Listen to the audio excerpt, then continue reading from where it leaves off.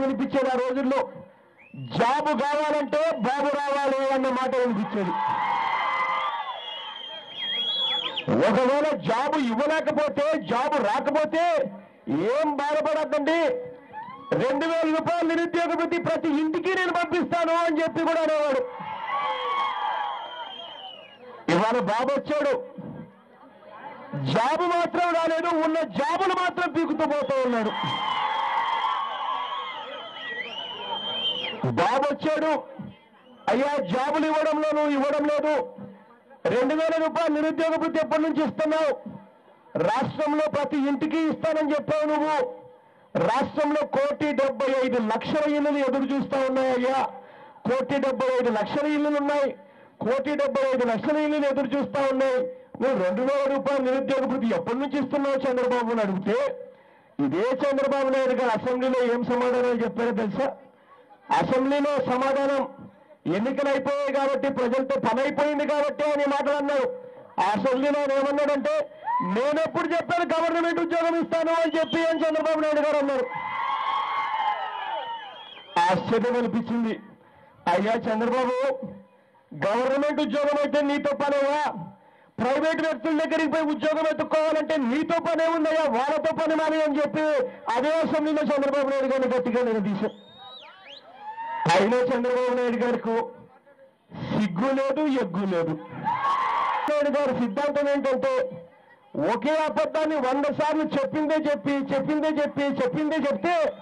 ప్రజలు అదే నిజమని చెప్పి ప్రజలు నమ్ముతారు అని చెప్పేది గట్టిగా చంద్రబాబు నాయుడు గారు నమ్మే సిద్ధాంతం. అందుకే ఈ మధ్యనే చంద్రబాబు నాయుడు గారు ఏమంటున్నారో తెలుసా? డ్వాక్రా రుణాలు నేను మాఫీ చేస్తానని చెప్పలేదు, కేవలం 10,000 రూపాయలు మాత్రమే నేను ఇస్తానని చెప్పాను అని చెప్పి ఇవాళ రివర్స్ తిరుక్కుంటా ఉన్నాడు. ఎన్నికలకు ముందేమో పూర్తిగా మాఫీ చేస్తానన్నాడు, ఎన్నికలు అయిపోయినాక 10,000కు వచ్చాడు.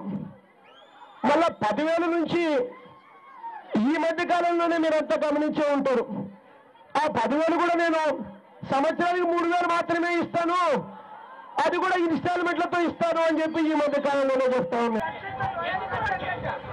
ఇక్కడ జరుగుతూ ఉన్న పరిస్థితులు, చేనేతలు పడుతూ ఉన్న అవస్థలు, ఇబ్బందులు,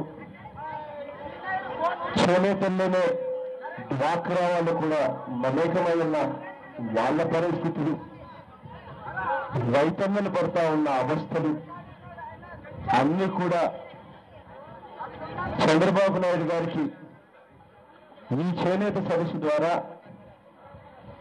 గతంలో ఏ రకంగా అయితే రైతులు, డ్వాక్రా అక్క చెల్లెమ్మలు ఏ రకంగా అయితే బుద్ధి చెప్పారో, గడ్డి పెట్టారో, ఇవాళ చేనేత కార్మిక సోదరులు ఈ చేనేత కార్మిక సదస్సు నుంచి కూడా అదే మాదిరిగానే గట్టిగా బుద్ధి వచ్చేట్టుగా గట్టిగా గడ్డి కూడా పెట్టారు.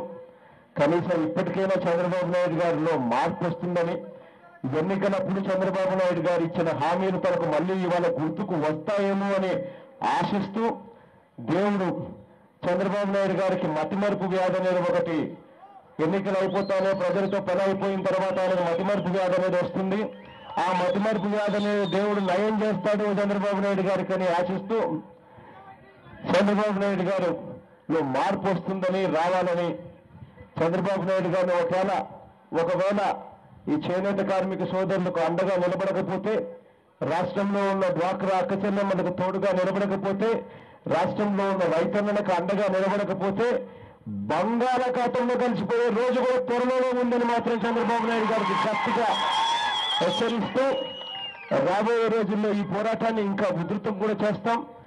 ప్రతి ఒక్క సోదరుడికి, ప్రతి ఒక్క అక్క చెల్లెమ్మలకు అండగా తోడుగా వైఎస్ఆర్ కాంగ్రెస్ పార్టీ ఎల్లవేళలా నిలబడుతుందని చెప్పి మరొకసారి గట్టిగా హామీ ఇస్తూ ఉన్నాం.